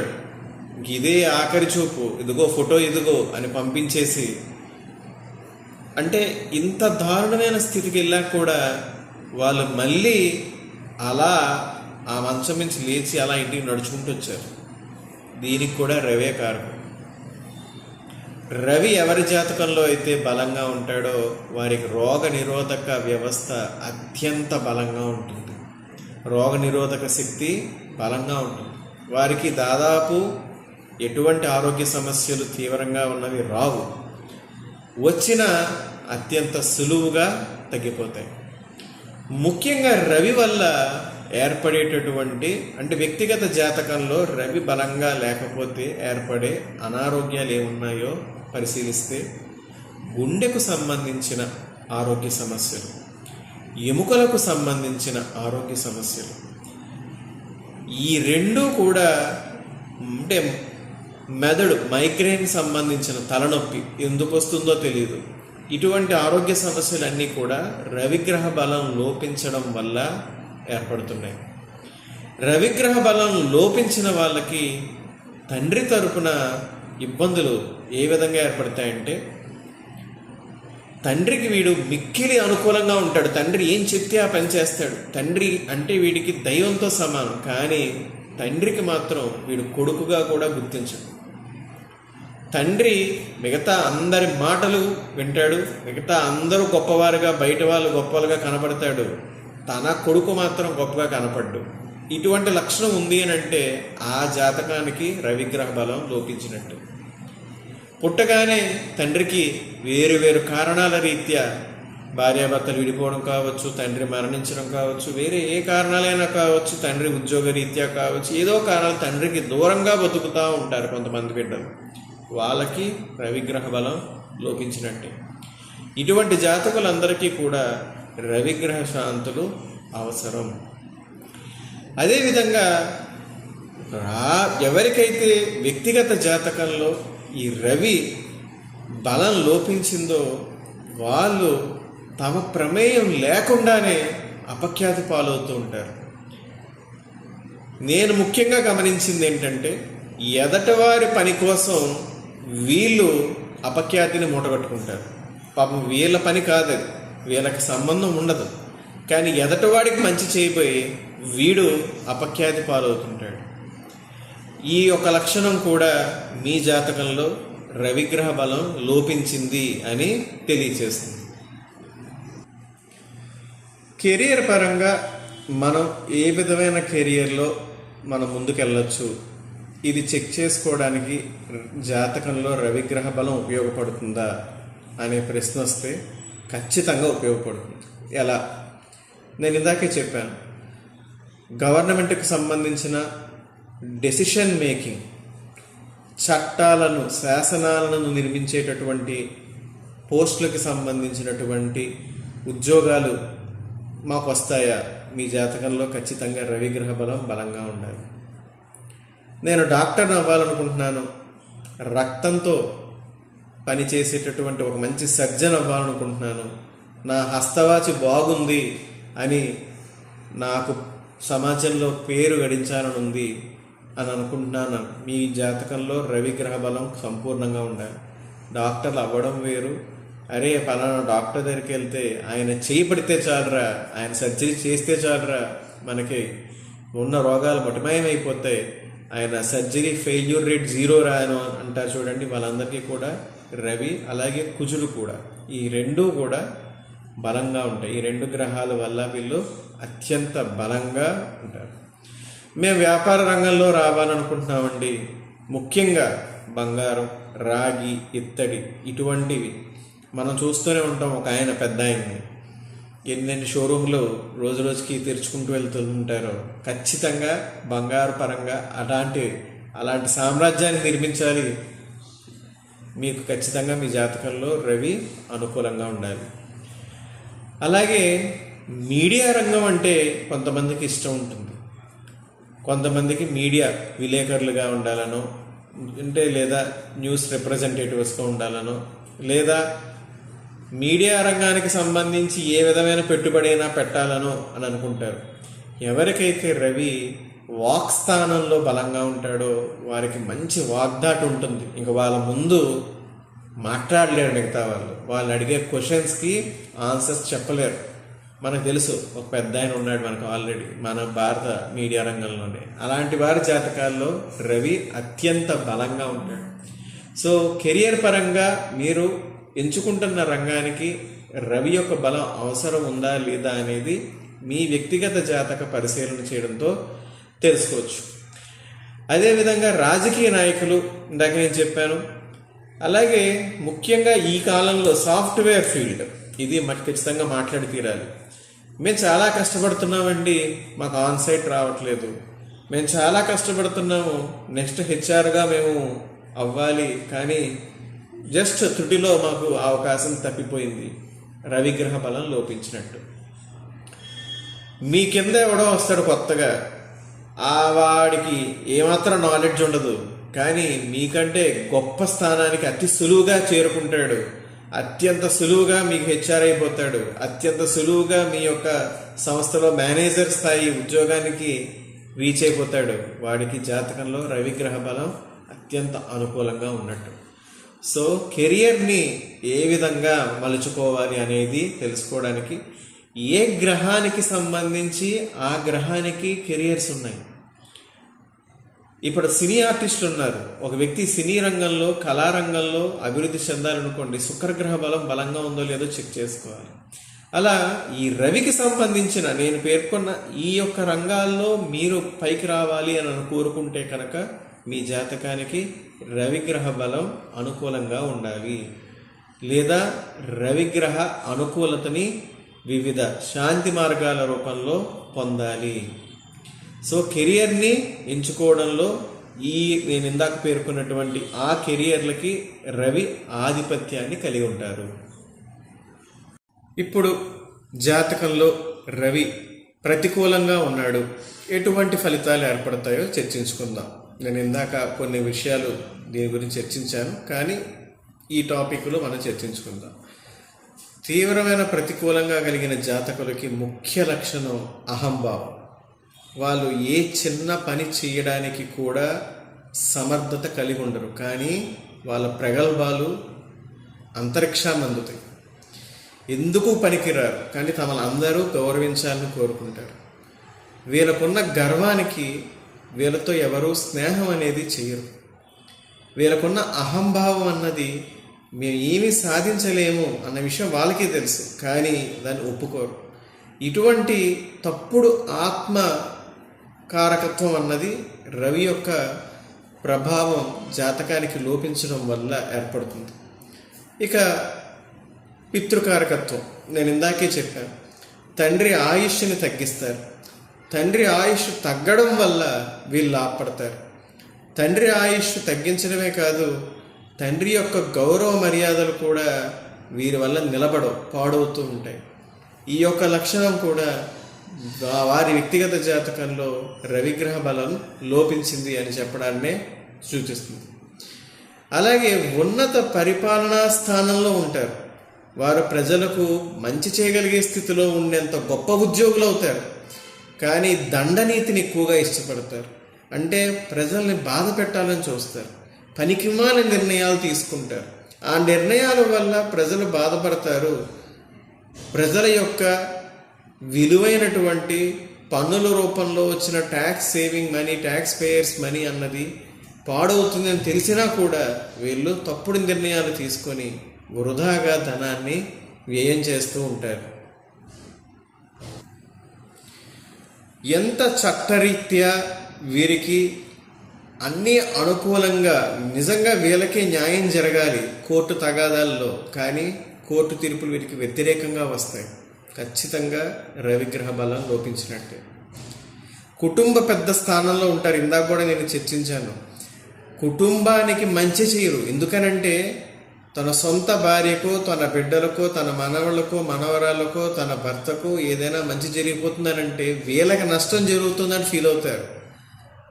కుటుంబానికి సంబంధించి కుటుంబం యొక్క విలువ లేదా కుటుంబం యొక్క పేరు యొక్క అర్థం వీళ్ళకి తెలియదు. వాళ్ళకి రవిగ్రహ బలం లోపించినట్టే. వీళ్ళు నలుగురిలోకి వెళ్ళడానికి ఇష్టపడరు. స్టేజ్ ఫియర్ దారుణంగా ఉంటుంది. మాట్లాడమంటే మాట్లాడలేరు, నలుగురిలో మాట్లాడలేరు. కూర్చొని పగలబలమంటే చక్కగా ప్రగల్భాలు మాత్రం పలుకుతారు. ఈ యొక్క లక్షణం చాలా సులువుగా మనకి ఈ జాతకుడు రవిగ్రహ దోషంతో పుట్టాడు అని తెలిసేటట్టు చేస్తుంది. మరొక ముఖ్య లక్షణం జాతకంలో రవిగ్రహ దోషంతో పుట్టాడు ఒక జాతకుడు, ఆత్మస్థుతి, పరనింద. వాళ్ళ గురించి వాళ్ళు చెప్పుకోమంటే జరగనివి జరిగినట్టు, వాళ్ళు చేద్దాము అని అనుకున్నవి చేసేసాము అని చెప్పుకొని అది అవతల వాడికి అర్థమవుతుంది, కానీ మనం ఏం చేయలేము, నవ్వుకుండా ఊరుకుంటాం. అలాంటి వ్యక్తులు రవిగ్రహ దోషంతో పుట్టిన వాళ్ళే. వీళ్ళకి భయం దారుణమైనటువంటి పిరికి వాళ్ళు, కానీ భయం లేనట్టు ప్రవర్తిస్తారు. ఏ విధంగా అంటే ఇంకా ఏ బ్రహ్మాండం విరిగి తన మీద బద్దలైపోయి పడిపోతున్నా కూడా నాకేం భయం లేదంటారు. కానీ సందర్భం వచ్చినప్పుడు వాళ్ళకంటే గొప్పగా వేగంగా పరిగెట్టగలిగే వాళ్ళు ఉండరు. ఉస్సేన్ బోల్ట్ కూడా ఇలా పారిపోవడం ముందు పనికిరాడు, అంత పిరికి వాళ్ళుగా ఉంటారు. ఈ లక్షణం కూడా జాతకంలో రవిగ్రహ బలం లోపించింది అని మనకి తెలియజేస్తుంది. ఇప్పుడు జాతకంలో రవిగ్రహ దోషం వల్ల ఏర్పడే ముఖ్యమైన ఆరోగ్య సమస్యలు ఏంటో చర్చిద్దాం. ఫస్ట్ విషయం, ఇటువంటి జాతకులు ఎవరికైతే రవి ఆరోగ్యపరంగా ప్రతికూలంగా ఉన్నాడో వీళ్ళకి వడదెబ్బ అన్నది చాలా సులువుగా తగులుతుంది. వీళ్ళు ఏమాత్రం ఎండలోకి కందిపోతున్నాం మేము అంటారు. కందిపోవడం కాదు, వీళ్ళు ఎండని, రవి యొక్క సూర్యరశ్మిని తట్టుకోలేరు. వీళ్ళ యొక్క ఇందాక నేను చెప్పాను, రవి బలంగా ఉంటే రోగనిరోధక శక్తి బలంగా ఉంటుంది, అధికంగా ఉంటుంది, కానీ వీళ్ళకి తక్కువగా ఉంటుంది. ఏ మాత్రం ఎండని తట్టుకోలేరు. నెక్స్ట్, రవి నేత్రాలు, దృష్టికి సంబంధించిన రేచీకటి లేదా ముఖ్యంగా నేను అబ్జర్వ్ చేసినవి, నేను చూసిన జాతకాల్లో కుడి కంటికి సంబంధించిన ఆరోగ్య సమస్యలు ఎదుర్కొంటున్న వాళ్ళందరికీ కూడా రవి యొక్క బలం ఆరోగ్యపరంగా లోపించినట్టే అర్థం. ఎముకలు చాలా బలహీనంగా ఉంటాయి. వాళ్ళు చిన్న విషయాలకి మేము పడిపోయామండి, ఫ్రాక్చర్ అయిపోయింది, ఇలా అవుతుందని అనుకోలేదండి, ఇలా కాలు జారిందండి, కాలు ఇరిగిపోయిందండి, ఇటువంటి వాళ్ళందరికీ కూడా జాతకంలో రవిగ్రహ బలం లోపించినట్టే ఆరోగ్యపరంగా. అలాగే గుండె దడ, చిన్న విషయానికి కూడా భయపడిపోతారు. నేను ఇందాక చెప్పాను, వీరు పైకి ధైర్యవంతమైన వ్యక్తుల్లా కనబడతారు, కానీ అసలైన మనస్తత్వం వాళ్ళకే తెలుసు. వీళ్ళకి గుండె దడ అధికంగా ఉంటుంది. చిన్న విషయానికి కూడా ఆందోళన చెందుతారు. గుండె దడ తీవ్రంగా ఉంటుంది. వాళ్ళకి అయ్యో నా గుండె దడ నాకే తెలిసిపోతుంది, ఎందుకు ఇలా జరుగుతుంది అని అనుకుంటారు. రవిగ్రహము ఆరోగ్యపరంగా వీళ్ళకి ప్రతికూలంగా ఉంది. రక్తపోటు, తీవ్రమైన రక్తపోటు తగ్గదు. ఎన్ని విధాలుగా ఆయుర్వేద పరంగా లేదా అలోపతి పరంగా ఏ విధంగా చేసినా కూడా రక్తపోటు తగ్గదు. రక్తపోటు తగ్గకపోవడం ద్వారా బ్రెయిన్ స్ట్రోక్ వచ్చి కాలం చేసిన వాళ్ళల్లో మీరు జాతక పరిశీలన చేస్తే వాళ్ళకి రవిగ్రహానికి సంబంధించిన ఆరోగ్య దోషాలు ఉన్నట్టే. జఠరాగ్ని, కడుపులో మంట, గ్యాస్ట్రిక్ రిలేటెడ్ ఇష్యూస్, మా వైద్య పరిభాషలో చెప్పాలంటే GERD అంటాం, గ్యాస్ట్రో ఈసోఫేజియల్ రిఫ్లక్స్ డిసీజ్ అని. ఇది ఉన్న వాళ్ళలో కూడా ఎక్కువగా రవిగ్రహ ఆరోగ్య దోషాలు ఉన్నట్టే. లాలాజలానికి సంబంధించిన సమస్యలు అంటే వాళ్ళకి నోరు అస్తమాను తడారిపోతూ ఉంటుంది. మామూలుగా మనకి ఉండేటటువంటి సలైవ లాలాజలం ఎలా అయితే నోట్లో తయారవుతుందో వాళ్ళకి తయారవుతుంది. అటు ఎదుర్కొంటున్నారు అన్నా కూడా వాళ్ళందరికీ రవిగ్రహ బలం ఆరోగ్యపరంగా లోపించినట్టే. ఇటువంటి సమస్యలు తీవ్రమైనప్పుడు మీరు రవిగ్రహ శాంతులు చేసుకోవడం ద్వారా ఈ సమస్యల నుంచి బయటపడతారు, లేదా సమస్యల యొక్క తీవ్రత మీకు తగ్గుతుంది. ముఖ్యంగా నేత్ర సంబంధిత విషయాల్లో ఇబ్బందులు ఎదుర్కొంటున్న వారు, ఎందుకంటే నయనం ప్రధానం అన్నిటికంటే, నేత్ర సంబంధమైన కంటి చూపుకి సంబంధించిన ఆరోగ్య సమస్యలు, కుడి కన్ను మాత్రమే అధికంగా మిమ్మల్ని ఇబ్బంది పెడుతుందంటే మాత్రం రవి యొక్క శాంతి ఖచ్చితంగా అవసరం. సో సూర్య భగవానుల వారి వల్ల వ్యక్తిగత జాతకంలో అనుకూలంగా ఉండే ఫలితాలు, అనుకూలంగా ఉండి ఆ ఫలితాలను పొందడం ఎలా, ప్రతికూల ఫలితాలు ఏ విధంగా ఏర్పడతాయి, ఏ విధమైన ఇబ్బందుల్ని ఎదుర్కొంటారు, ఇవన్నీ ఇప్పటిదాకా చర్చించుకున్నాం. ఇప్పుడు తీవ్రంగా ప్రతికూల ఫలితాలు కనుక రవి వల్ల ఏర్పడుతూ ఉంటే ఏం చెయ్యాలి అంటే రవిగ్రహ శాంతి విధానాలు ఏమున్నాయి, ఇది చర్చించుకోవడానికి ముందు మనం తెలుసుకోవాల్సిన విషయం, అసలు జాతకానికి రవి ఏ విధమైన అంటే ఏ తీవ్రతతో వ్యతిరేకంగా ఉన్నారు. కేవలం రవి మాత్రమే కాదు, వ్యక్తిగత జాతక పరిశీలనలో ఏ గ్రహమైనా సరే ప్రతికూలంగా ఉంది అని అంటే 100% ప్రతికూలంగా ఉండదు. ఆ ప్రతికూలత తీవ్రత అన్నది శాంతి నివారణ, ఏ విధమైనటువంటి శాంతి నివారణ మనం ఆచరించాలి అనేది నిర్ణయిస్తుంది. ఇది చాలా ముఖ్యమైనది. ఉదాహరణకి తక్కువ నుంచి ఎక్కువకి వెళ్దాం, అంటే తక్కువ తీవ్రత నుంచి ఎక్కువ తీవ్రత ఉంటే ఏం జరుగుతుందో చూద్దాం. ఆదివారం పూట లేదా కుదిరితే ప్రతిరోజు ఆదిత్య హృదయాన్ని వినడం చాలా మంచిది. ఆదిత్య హృదయాన్ని పఠించడం అన్నా చేయొచ్చు, లేదా సోషల్ మీడియాలో ఎక్కడైనా సరే ఆదిత్య హృదయం అన్నది ఆడియో రూపంలో మీకు లభిస్తుంది. ఆదిత్య హృదయాన్ని వినడం మనసుకి చాలా ప్రశాంతతనిస్తుంది. దీని వెనకాదల ఒక చిన్న పురాణ గాథ ఉంది, చాలా ఆసక్తికరంగా ఉంటుంది. రామాయణంలో యుద్ధకాండలో ఇది ప్రస్తావనకు వస్తుంది. రామరామని యుద్ధం భీకరంగా జరుగుతుంది, సుదీర్ఘకాలం పాటు జరుగుతూ ఉంది. మానవ రూపంలో ఉన్నటువంటి శ్రీరాముల వారు దేవుడే అయినా ఆయనకి మానసికంగా నిరుత్సాహం ఆవహిస్తుందట.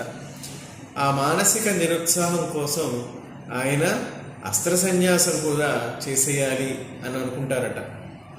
ఇదంతా గమనిస్తున్న ముక్కోటి దేవతలు అసలు రామావతారం యొక్క ఉద్దేశం రావణుడి సంహారం కాబట్టి వెంటనే వారు అగస్త్య మహామునిని ఆశ్రయిస్తారట.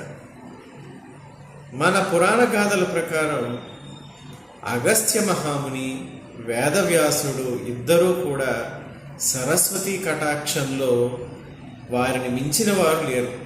సరస్వతీ కటాక్షం వారి నాలుక నుంచి ఉద్భవించేటటువంటి ఒక్క అక్షరం ఏదైనా కూడా ఒక మంత్రం అవుతుంది. వారు పలికే మాట జరిగి తీరుతుంది. అగస్త్య మహామునికి, వేదవ్యాసుడి వారికి ఈ వరం ఉంది. సో ముక్కోటి దేవతలు అగస్త్య మహాముని దగ్గరికి వెళ్ళి ఇలాగా శ్రీరాముల వారి మానసిక పరిస్థితి నిరుత్సాహవంతంగా ఉంది, మీరు ఆయన ఏదే విధంగా అయినా ఉత్సాహపరచండి అని అడిగితే వెంటనే అగస్త్య మహర్షి శ్రీరాముల వారిని సమీపించి, శ్రీరామ, శత్రు సంహారిని, విజయాన్ని కలగచేసేటటువంటిది, మానసిక ప్రశాంతతను కలగచేసే ఒక దివ్యమైనటువంటి స్తోత్రాన్ని నీకు చెప్తాను. దానిని నువ్వు సూర్య భగవానుడి వైపు తిరిగి నువ్వు 3 సార్లు ఆ మంత్రాన్ని పఠించు అని ఆయనకు ఒక మంత్రం చెప్పారట.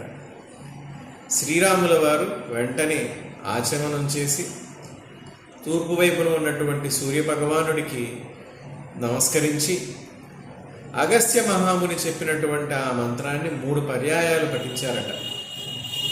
వెంటనే మానసికంగా ఎదురైన నిరుత్సాహం అంతా పోయి శ్రీరాముల వారికి నూతన ఉత్సాహం లభించి మళ్ళీ ఆ యుద్ధరంగంలో నూతనంగా అప్పుడే అడుగుపెట్టినటువంటి సింహ పరాక్రమవంతుడు అని పోలుస్తారు అక్కడ వాల్మీకి మహర్షి. అంత బలమైనటువంటి వ్యక్తిగా వెంటనే యుద్ధాన్ని ప్రారంభించి విజయాన్ని పొందుతారట. ఇప్పుడు అగస్త్య మహాముని ఆ రోజు శ్రీరాముల వారికి బోధించిన మంత్రమే ఆదిత్య హృదయం. ఇది మంత్రాన్ని మీరు పఠించడమైనా వినడమైనా చాలా మంచిది. ముఖ్యంగా శత్రువులు లేదా సొంత కుటుంబ సభ్యుల వల్ల లేదా మిత్రుల వల్ల మీకు సంబంధం లేకుండానే ఏదైనా తగాదాల వల్ల లేదా తెలియని కారణాల వల్ల మానసికంగా ఎటువంటి నిరాశ ఎదురైనా ఆదిత్య హృదయాన్ని పఠించడం వల్ల ఈ యొక్క మానసిక ప్రశాంతత వెంటనే లభిస్తుంది. శ్రీ అగస్త్య మహాముని ఆదిత్య హృదయాన్ని మనకు ప్రసాదిస్తే సులువుగా ఇంటి దగ్గరే మీ అంతటి మీరే చేసుకోగలిగే మరొక శాంతి ప్రక్రియ ఏంటంటే వేదవ్యాసుల వారు సూచించారు. శ్రీ వేదవ్యాసుల వారు ఒక చిన్న 2 లైన్ల స్తోత్రాన్ని మనకి ప్రసాదించారు. అది జపాకుసుమ సంకాసం కాశ్యపేయం మహాద్యుతిం తమోర్యం సర్వ పాపగ్నం ప్రణతోస్మి దివాకరం. ఈ యొక్క స్తోత్రాన్ని మీ అంతటి మీరు పఠించవచ్చు. దీనికి ఏమీ నియమ నిబంధనలు ఉండవు. అగస్త్య మహాముని ఆదిత్య హృదయాన్ని శ్రీ వేదవ్యాసుడు నేను చెప్పినటువంటి రవిగ్రహ స్తోత్రాన్ని ప్రసాదించినట్టే ఆ మహాశివుడు పరమేశ్వరుణ్ణి ఒకరోజు తన ఇష్టమైన నందీశ్వరుడు అడిగాడట, స్వామి, ఏ మంత్రాన్ని పఠించడం వల్ల మనం రవి యొక్క అనుగ్రహాన్ని మనం పొందగలం?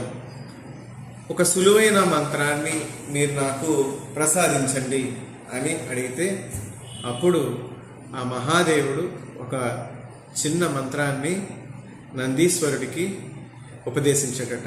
అదేంటంటే, ఆదిదేవ నమస్తుభ్యం ప్రసాదం మమ భాస్కర దివాకర నమస్తుభ్యం ప్రభాకర నమోస్తుతే. ఈ మంత్రం కూడా మీరు మీ ఇంటి దగ్గరే ఎటువంటి పరిస్థితుల్లో అయినా సరే పఠించవచ్చు. దీనికి ఎటువంటి నియమ నిబంధనలు ఉండవు. ఇంకా ఏమైనా సులువైనటువంటి శాంతులు ఉన్నాయా? ఆదివారం పూట కేజింపావు గోధుమల్ని మీకు దగ్గరలో ఉన్న బ్రాహ్మణులు ఎవరైనా సరే, మీ ఇంటి పౌరహిత్యులకి కానీ మీ దగ్గరలో ఉన్న దేవాలయంలో బ్రాహ్మణులకు కానీ కేజింపావు గోధుమల్ని దానం ఇవ్వచ్చు.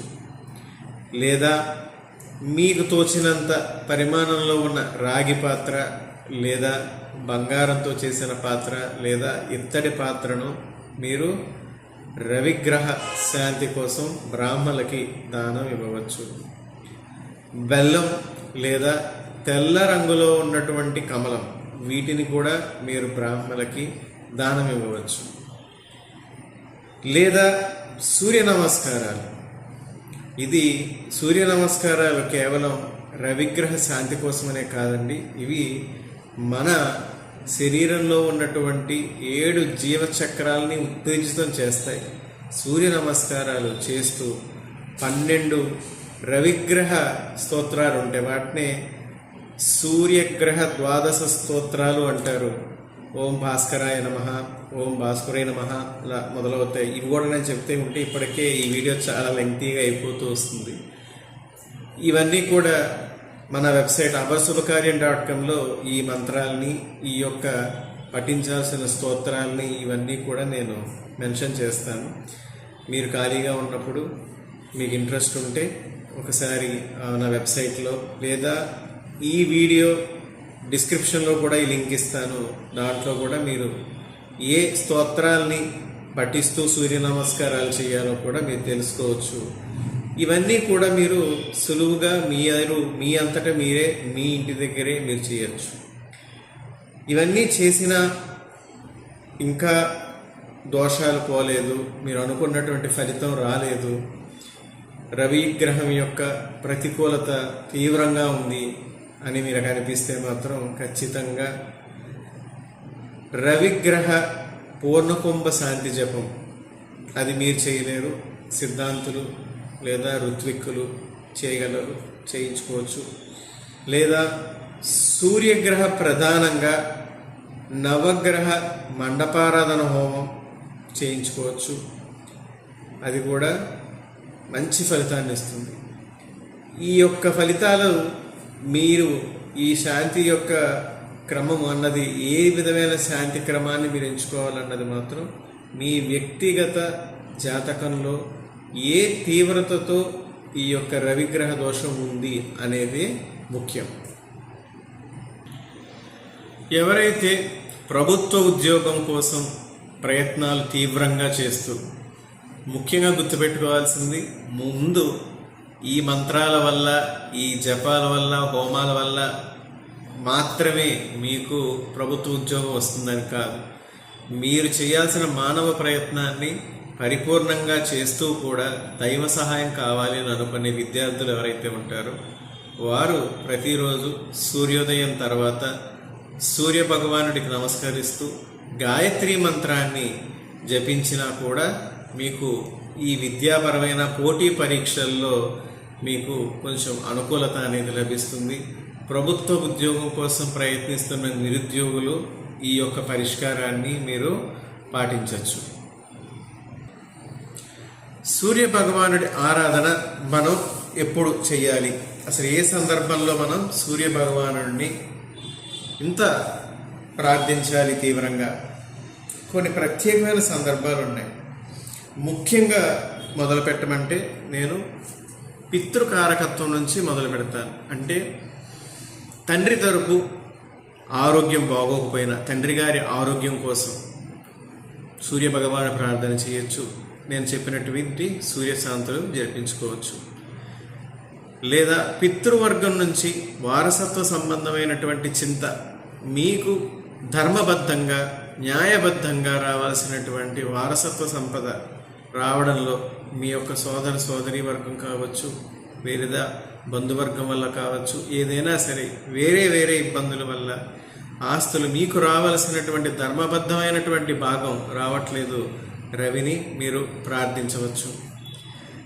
లేదా శివోపాసన, ఎవరైతే శివుణ్ణి ఆరాధిస్తారో, ఎవరైతే తొందరగా శివుడి యొక్క అనుగ్రహాన్ని పొందాలని అనుకుంటారో వారు రవిగ్రహ ఆరాధన ఖచ్చితంగా చేయడం మంచిది.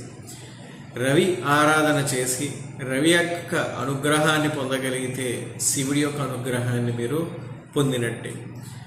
అదేవిధంగా దేవాలయాలు కట్టాలి అనుకున్న వాళ్ళు చాలామంది నన్ను అడుగుతారు, ఏంటంటే మా కులదేవతకు లేదా మా కులదైవానికి లేదా మా గ్రామ దేవతకు లేదా మేము పలానా దేవుడికి లేదా పలానా దేవతకి ఈ పని జరిగితే దేవాలయాన్ని కట్టించాలని అనుకుంటున్నామండి. వాళ్ళ దగ్గర ధనానికి లోటు ఉండదు, కట్టే ఆర్కిటెక్ట్స్కి లోటు ఉండదు, కానీ ఏదో ఒక కారణంతో ఆ పని జరగదు. అటువంటి వారు ఖచ్చితంగా సూర్య భగవానుడిని ఆరాధించాలి. సూర్య భగవానుడి అనుగ్రహం పొందాకే దేవాలయ నిర్మాణం అన్నది స్టార్ట్ అవుతుంది. మీరు ఏ దేవాలయాన్నైనా సరే పరిశీలించండి, దేవాలయం చక్కగా వచ్చిన భక్తుల కోరికలు తీరుస్తుంది. ఆ చోటికి, ఆ దేవాలయానికి వెళితే మన సమస్యలు తీరతాయి అని అనుకున్న ప్రతి దేవాలయానికి తూర్పుకి అధిపతి అయినటువంటి రవి అనుగ్రహం చాలా బాగుంటుంది. తూర్పు విశాలంగా ఉంటుంది. సూర్యకిరణాలు ఆ దేవాలయం మీద విస్తృతంగా ప్రసరిస్తాయి. రవి యొక్క ప్రభావం, రవి యొక్క పాజిటివ్నెస్ మనకి అక్కడ కనిపిస్తుంది.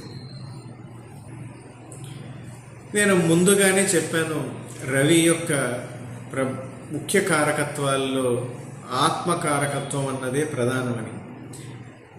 సో మన కుటుంబంలో లేదా మీకు బాగా కావలసిన వారు, మిత్రులు, బంధువులు ఎవరైనా కావచ్చు, మానసిక రుగ్మతలతో బాధపడుతూ వారు చేయించుకోవాల్సినటువంటి చికిత్సా విధానాలు అన్నీ చేయించుకుంటూ కూడా ఫలితం దక్కకపోతే వారి తరపున వారి రక్త సంబంధీకులైతే వారు లేదా మీరైనా ఎవరి తరపైనా సరే చేయడంలో మంచే కదా, నా పుణ్యం కూడా మీకే కదా, పితృకారకులనే కాదు, అంటే మీ కుటుంబానికి చెందిన వారనే కాదు, వేరే కుటుంబానికి చెందిన వారైనా మీకు కావలసిన వాళ్ళు ఎవరైనా ఉంటే మానసిక రుగ్మతలతో బాధపడుతూ ఉంటే వారికి మానసిక ఆరోగ్యం కుదుటపడడానికి కూడా మీరు ఈ యొక్క రవి ఆరాధన చేయొచ్చు.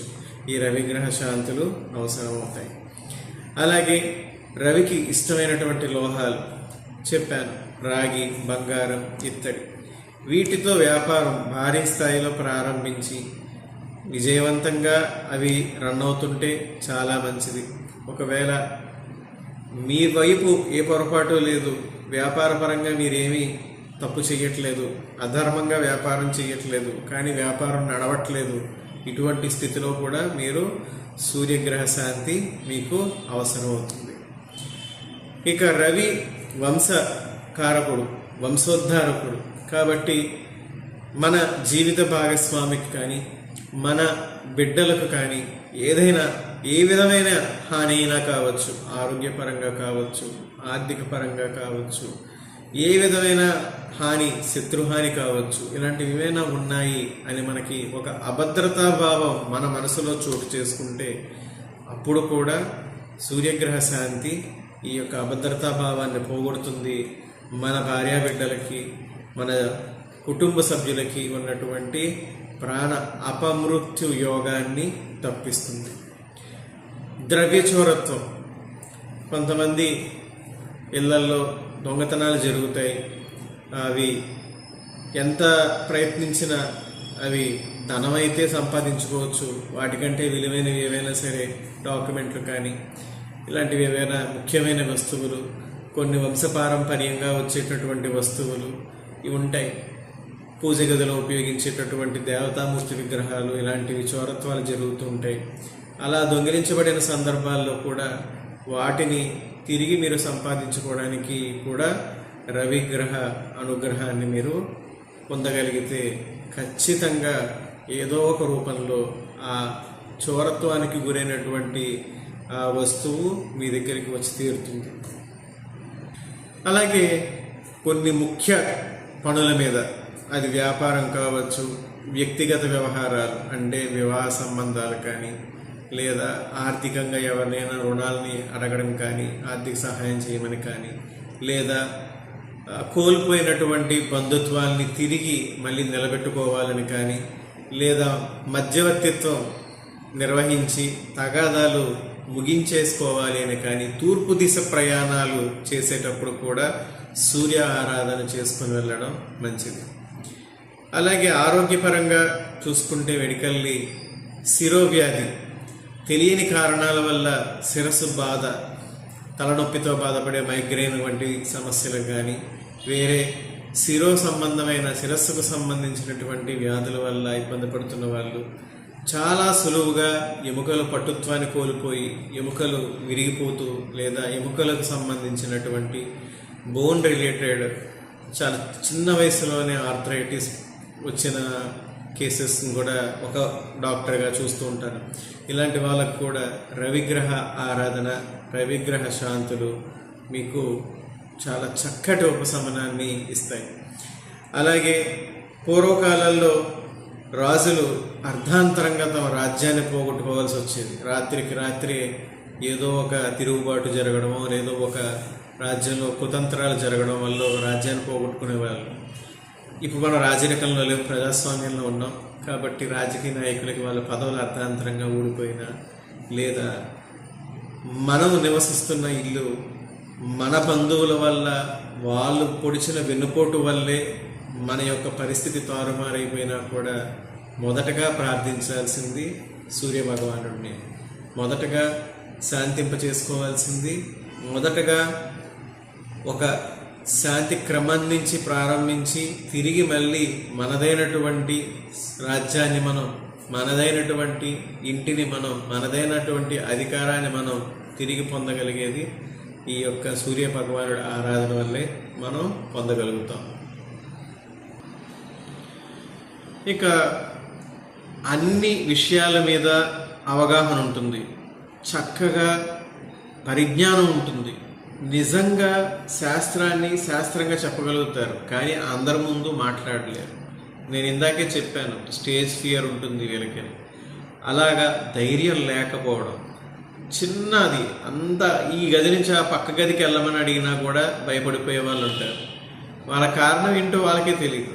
అలా మానసికంగా భయం, అంత అధైర్యం, నలుగురు ముందు మాట్లాడాలంటే భయం, ఎవరు ఏమనుకుంటారో, మమ్మల్ని ఏం తప్పుపడతారో అనే భయం.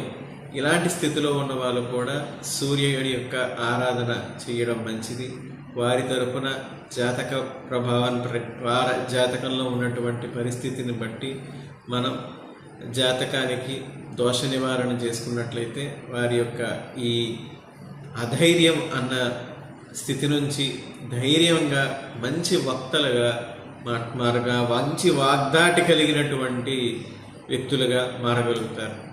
ఇక వైద్య రంగం, ఇంతకు ముందే చెప్పాను, వైద్య రంగంలో కూడా ధన్వంతరి శక్తి ఉంటేనే ఎవరైనా వైద్యుడవుతాడు.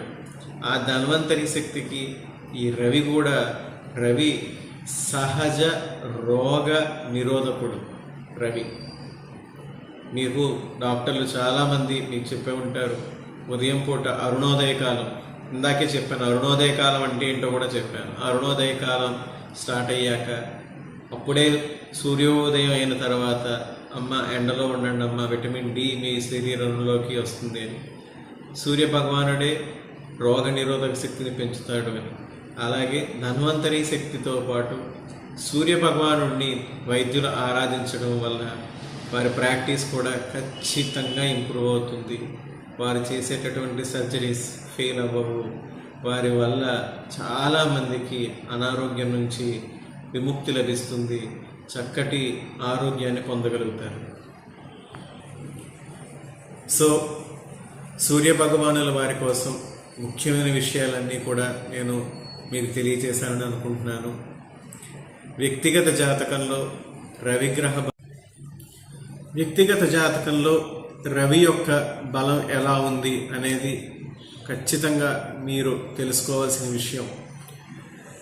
వ్యక్తిగత జాతకంలో రవి యొక్క బలం వల్లే ఎటువంటి కెరియర్ ఎంచుకోవాలో తెలుస్తుంది, ఏ విధమైన వ్యాపార విధానంలో వెళ్ళాలో తెలుస్తుంది, మీ భవిష్యత్తులో మీరు ఏ విధమైనటువంటి మార్గాల్లో మీరు ప్రయాణిస్తారనేది, వంశం ఏ విధంగా అభివృద్ధి చెందుతుంది అనేది తెలుస్తుంది. నేను ఇంతవరకు చెప్పినటువంటి వీడియో మొత్తం సారాంశం కూడా ఈ వీడియో డిస్క్రిప్షన్లో మీకు లింక్ ఇస్తాను. మొత్తం శ్లోకాలు కానీ స్తోత్రాలు కానీ ఏవి పఠిస్తే రవిగ్రహ అనుకూలత మీకు లభిస్తుందో అంతా కూడా మా వెబ్సైట్ ourshubhakaryam.comలో మీకు ఉంటాయి. ఈ వీడియో డిస్క్రిప్షన్లో మీకు ఆ లింక్ ఉంటుంది. మీకు నేను చెప్పిన వివరాలు ఇవి కాకుండా ఇక రవిగ్రహానికి సంబంధించి ఇక వేరే ఏవైనా సరే సందేహాలు ఉంటే మీరు నేరుగా మా వెబ్సైట్ ourshubhakaryam.com ద్వారా నాకు ఈమెయిల్ ద్వారా మీరు కాంటాక్ట్ కావచ్చు. మీకు నేను సమాధానం తెలియచేస్తాను. ఆ ప్రత్యక్ష దైవాలైనటువంటి నవగ్రహాల యొక్క ఆశీస్సులతో మనందరం కూడా సుఖశాంతులతో మానసిక ప్రశాంతతతో ఉండాలని మనస్ఫూర్తిగా కోరుకుంటున్నాను. సెలవు.